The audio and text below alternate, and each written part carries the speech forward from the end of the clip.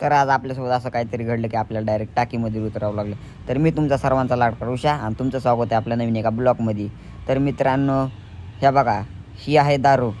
दारू नाही बाबा, तुम्हाला तर काय पण वेगळंच वाटतं. दारू बिरू प्यायची आपले काय वय बी नाही आणि आपण पित पण नाही. तर हे आहे बघा सोया सॉस. ती ह्याच्यात टाकायचा. तुम्ही टाकता का नाही फ्राय राईसमध्ये? तर कसा आहे आपला फ्राय राईस? हां, तरी चालू आहे बनवायला, अजून बनला नाही. बनल्याच्यानंतर चांगला तुम्ही म्हणताना काही बी खाऊ घालायलेत.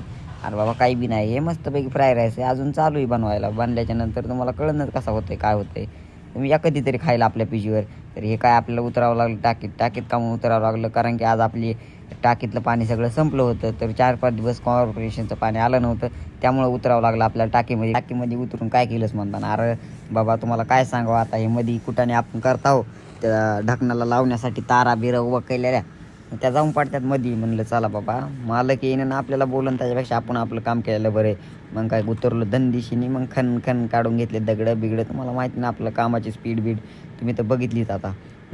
तर मग घेतलं, म्हणलं मध्ये एखादी चक्कर हाणावं. मध्ये बी लय घाण आहे म्हणलं बाबा. गेलो मध्ये मस्तपैकी हानली चक्कर. मध्ये होते कागद बिगद. म्हणलं चला तुम्हाला एखाद्या व्हिडिओमध्ये दाखवीन आपली टाकी केवढी काय आहे, कसं वाटतंय मध्ये गेल्या, भी वाटते का काय.